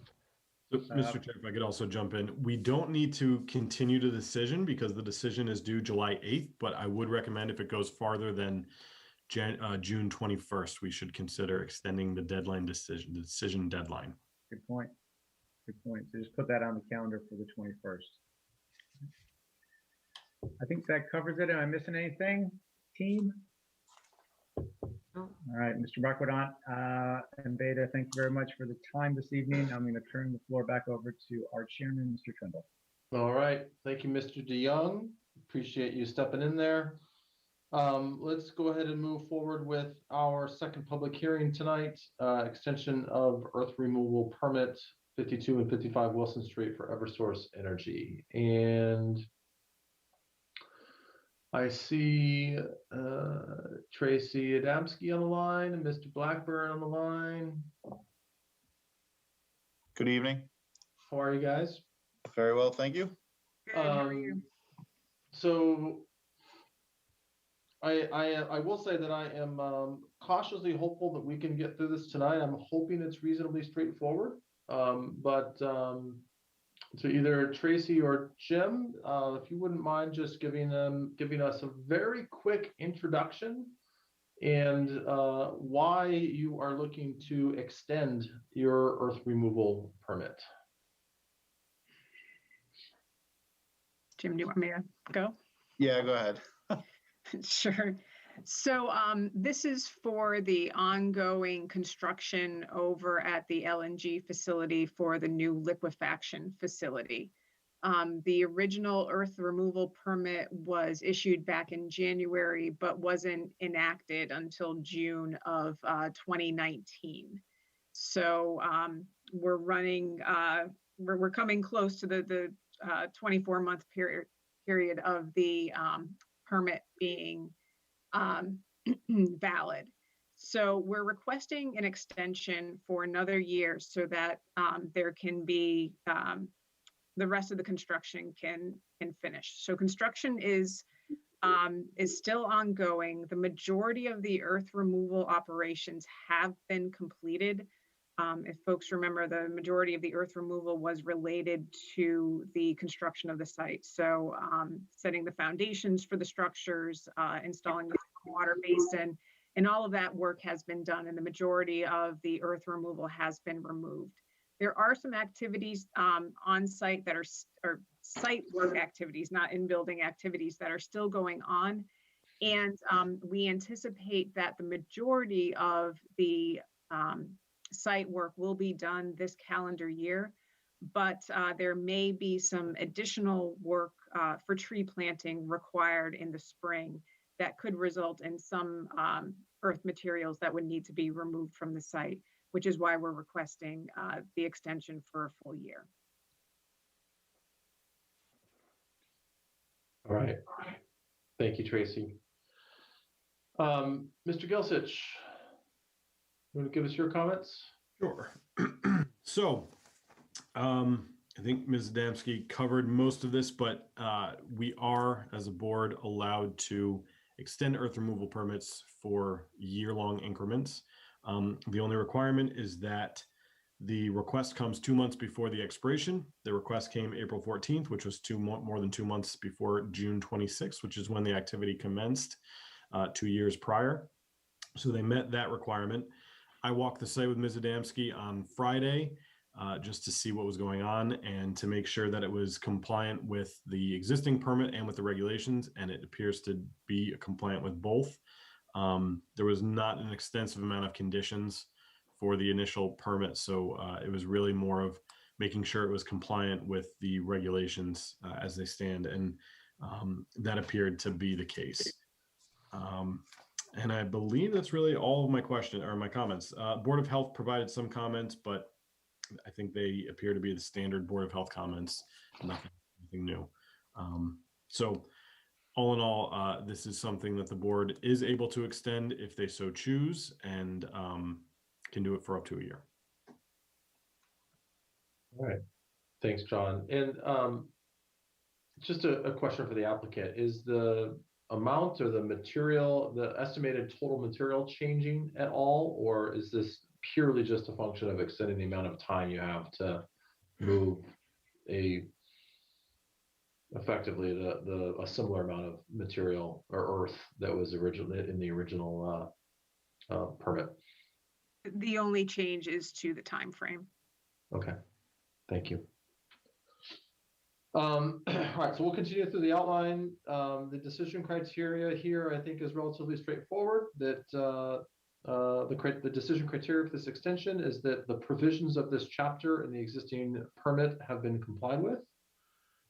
From a detail perspective, the proposed earth removal conforms to the purpose of this chapter. The earth removal operation on this permit lot will not, one, be injurious or dangerous to the public health or safety, produce noise, dust, or other effects detrimental to the normal use of adjacent property, noise impacts or dust impacts, have a material adverse effect on the health or safety of persons living in the neighborhood or on the use of amenities of adjacent land, impacts to adjacent neighborhoods, and that the earth removal activity will not result in traffic conditions on roads in the area of the earth removal activity, which will cause unsafe and dangerous conditions. And then lastly, that the regulations contained in this chapter will be complied with. So let's go ahead and open it up to questions on that decision criteria, and we'll start with the board. Does anybody have any questions for the applicant or any comments related to the decision criteria?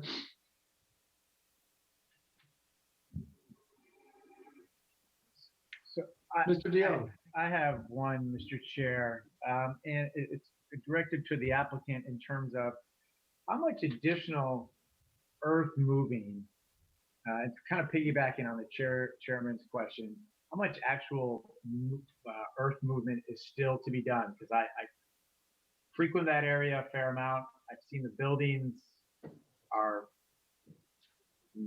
not complete.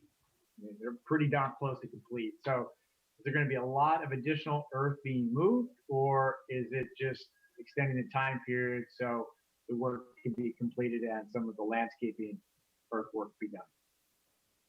I can confirm that you're in the area regularly as you jog past the front of the plant, past my window. So you've been very committed to that. So I'll give you a public acknowledgement of that. You're much better than I.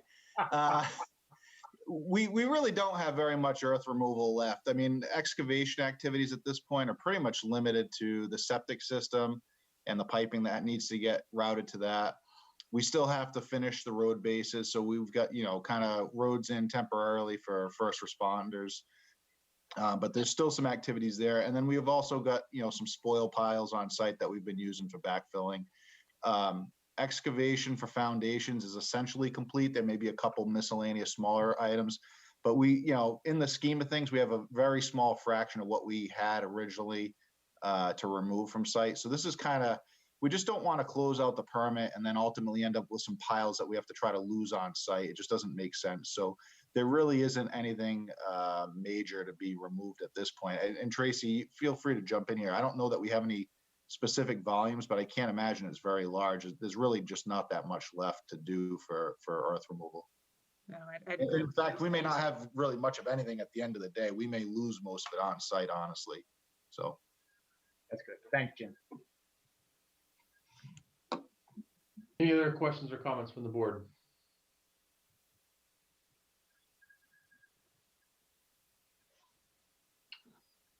I don't see any, except the fact that Mr. Blackburn doesn't acknowledge me riding my bicycle past the site all the time. So that's part of my regular route. You're moving too fast. Yeah. I will say I look forward to when it's done and the dust is the dust and sand is off the road, and Legacy Road North, that little section of it is cleaned up a little bit because it's getting pretty ruddy. But yeah, and we do try to keep up with the sweeping, the street sweeping in the front. I know the contractors back out fairly regularly now that it's dried up a lot and the weather's a little warmer. But we do keep after them for that. So we recognize that's a problem for the neighborhood, and we try to stay on top of that. Yeah, thank you. Is there anybody from the public that has a comment or question? I'm not seeing any. Okay, so if it's all right, we'll keep moving forward. And item 5 on our agenda is, I think, a straightforward one: discussion vote on waivers, and there are none requested. Item 6 is standards and findings, and as well as the proposed, review. Sorry. And I guess the primary objective there is to discuss the proposed findings. And I'll just go ahead and read through these, and folks can let me know if they have any comments or suggestions or additions that we shall include. The proposed findings would be that the board finds that the proposed earth removal activities conform to the provisions of Chapter 96 of the general bylaws of Hopkinton, that all applicable criteria and standards set forth in the earth removal chapter, specifically section 96.6, criteria for issuance of permits, have been satisfied, and that the conditions of the permit issued on January 24th, 2019 have been complied with. Any questions about that? Seems reasonably straightforward to me.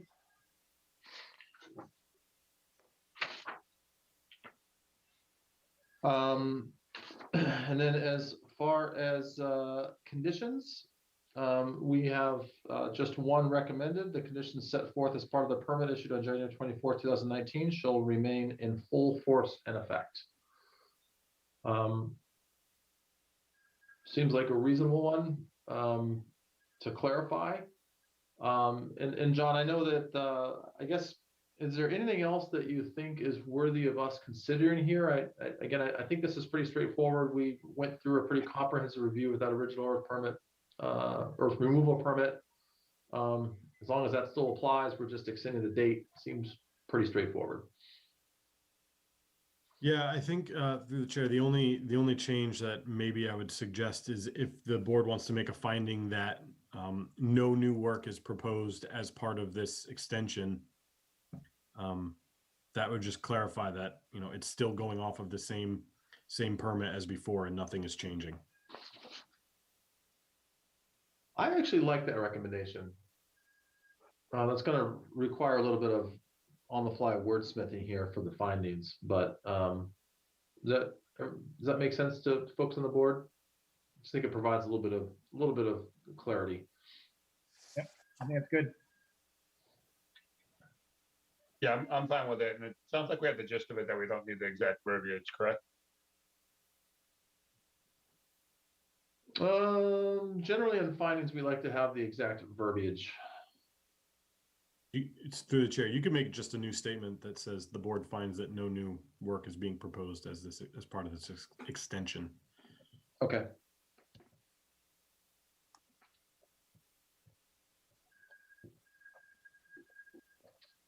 Just writing it down.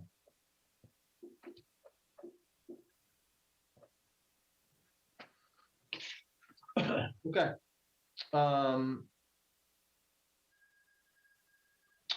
Any final public comments from folks before we go ahead and vote on this? Okay, so then on that note, and I'm actually going to go a little bit out of order here. Let's go ahead and vote, and then we can close the public hearing after we vote.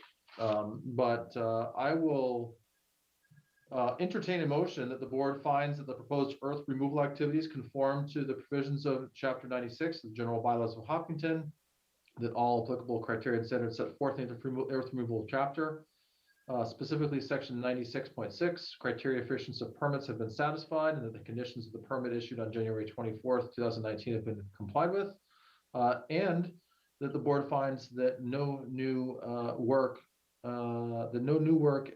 is proposed as part of this extension.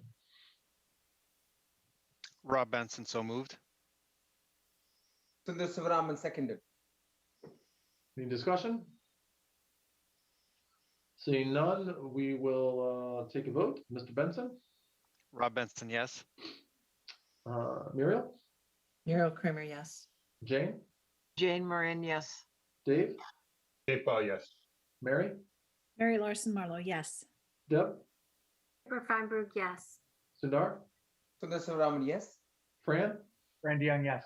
And Gary Trendle is a yes. So then our last step here is that I will entertain a motion that the board grant an extension to the earth removal permit under Chapter 96 of the general bylaws, and subject to the conditions that were previously read aloud by me. Sundar Sivaraman, so moved. Second, Muriel. Any further discussion? Seeing none, Mr. Benson, how do you vote? Rob Benson, yes. Muriel? Muriel Kramer, yes. Jane? Jane Moran, yes. Dave? Dave Paul, yes. Mary? Mary Larson Marlowe, yes. Deb? Deborah Feinberg, yes. Sundar? Sundar Sivaraman, yes.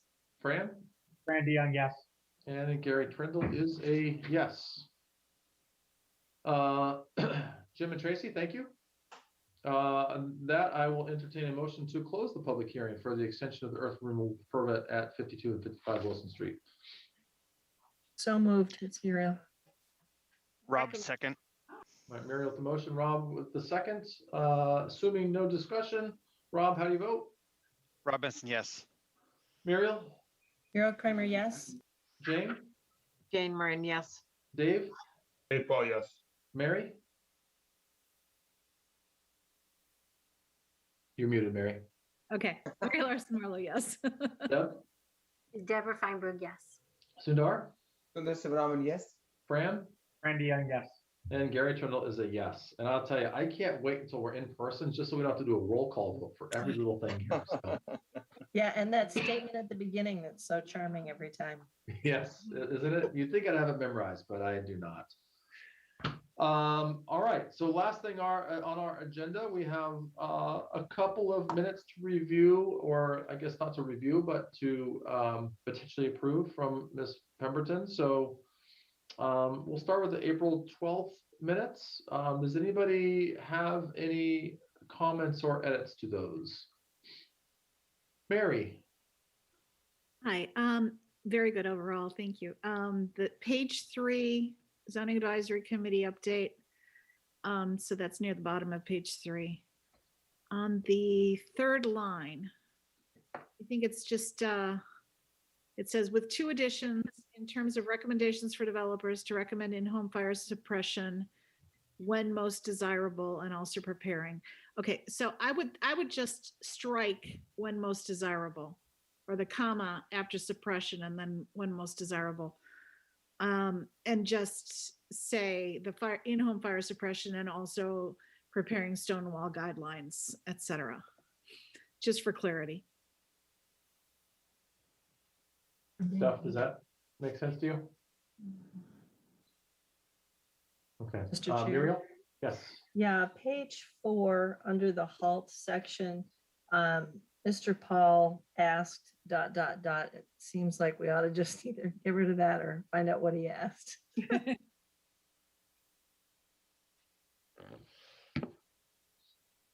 All right.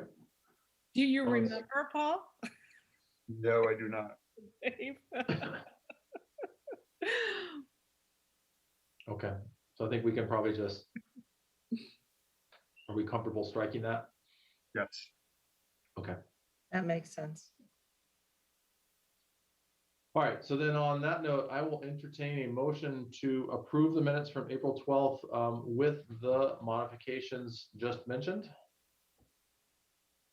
Rob Benson, so moved. Second, it's Muriel. All right, and any further discussion? Seeing none, Rob, how do you vote? Rob Benson, yes. Muriel? Muriel Kramer, yes. Jane? Jane Moran, yes. Dave? Dave Paul, yes. Mary? Mary Larson Marlowe, yes. Deb? Deborah Feinberg, yes. Sundar? Sundar Sivaraman, yes. Fran? Fran DeYoung, yes. And Gary Trindle's a yes. The April 26th minutes, are there any recommended modifications or edits or questions? Muriel? For you, Mr. Chair, yeah. Page 5, First paragraph, the last line, Ms. Kramer noted the importance of building direction forward. I'm not sure what that means, and I'm comfortable with it being struck. Okay. Any other edits or comments? And seeing none, I'll entertain a motion to approve the minutes from April 26, 2021, with the modification just mentioned by Ms. Kramer. Sundar, so Rob. moved. Rob second.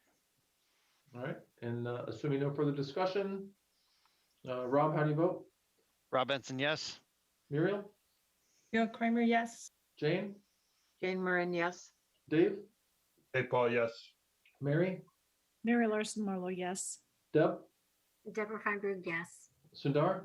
Sundar Subramanian, yes. Fran? Randy Young, yes. And Gary Trundle is a yes as well. Lastly, I'll entertain a motion to adjourn. Rob So Benson, so moved. moved. All right, Rob with the motion, Sundar with the seconds. Rob, how do you vote? Rob Benson, yes. Muriel? Muriel Kramer, yes. Jane? Jane Moran, yes. Dave? Dave Paul, yes. Mary? Mary Larson Marlowe, yes. Deb? Deborah Feinberg, yes. And have a wonderful evening, everyone. Sundar? Sundar, yes. Fran? Randy Young, yes. Gary Trundle is a yes as well. And Sundar, we finished right on time for you to jump on your Thank 9 you. p.m. work call. So Incredible. Amazing. Thank you. all right. Have a good night, everyone. Thank you. Good night.